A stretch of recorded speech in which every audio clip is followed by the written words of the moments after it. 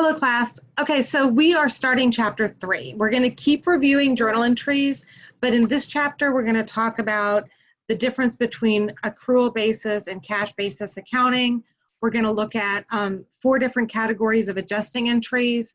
We're going to look at how to do a trial balance and an adjusted trial balance, and how to use those documents to prepare financial statements. All we're doing on this particular video is looking at the difference between cash basis accounting and accrual basis accounting and discussing why we have to do adjusting entries. So cash basis accounting, which is on the right, we recognize revenue when the cash is received, and we recognize expenses when the cash is paid. That is not how we are recognizing revenue in this class. Cash basis accounting is not acceptable for generally accepted accounting principles.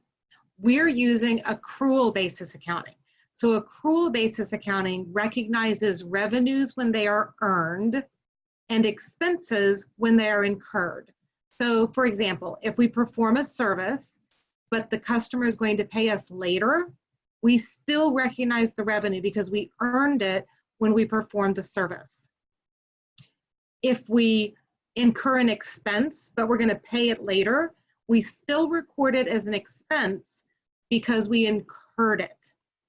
So we recognize revenue when we earn it, and we recognize expenses when they are incurred. The difference between cash basis accounting and accrual basis accounting is why we use adjusting entries. According to cash basis accounting, we would recognize everything when we got the cash in. According to accrual basis accounting, we recognize revenue when it's earned and expenses when they're incurred. So, for instance, let's say that we paid $2,400 for 24 months worth of insurance. We've spent $2,400. We wrote a check for $2,400. And for that $2,400, we have insurance coverage for the next 12 months. We don't have to pay any more. 24 months. That's an asset to us. It's a prepaid expense. It's an asset because we have a future benefit. The benefit is either we're going to get our money back, or preferably for the next 24 months, we have insurance coverage. Where adjusting entries come in is that we've recognized this $2,400, we've reduced cash, and we've recorded an asset, prepaid insurance.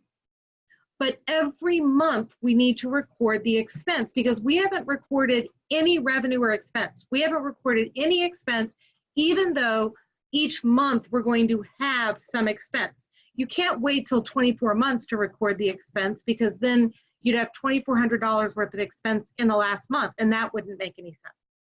And you can't record it in the month that we pay it because we haven't incurred any expense.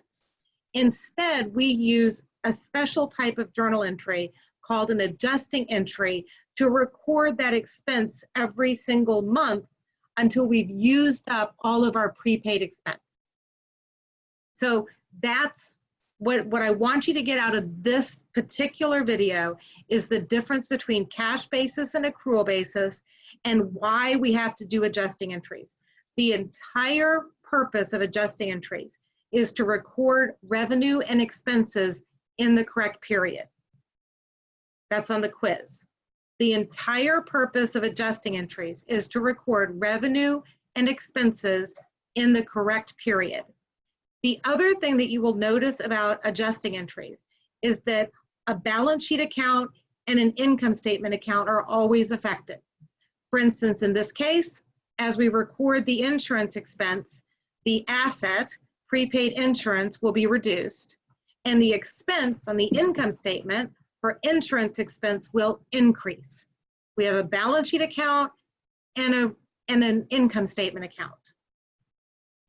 The last thing that I want to point out is when you are doing an adjusting entry, if you think that cash is one of the accounts, you should automatically know that you're doing something wrong. Cash is never part of an adjusting entry. Instead, we're recording with two different types of adjusting entries, the revenue or the expense from when we paid or received cash earlier. Cash is never an account in an adjusting entry. All right, I'm going to post this, and then I will look at the next one. We'll talk about the 2 of the 4 types of adjusting entries.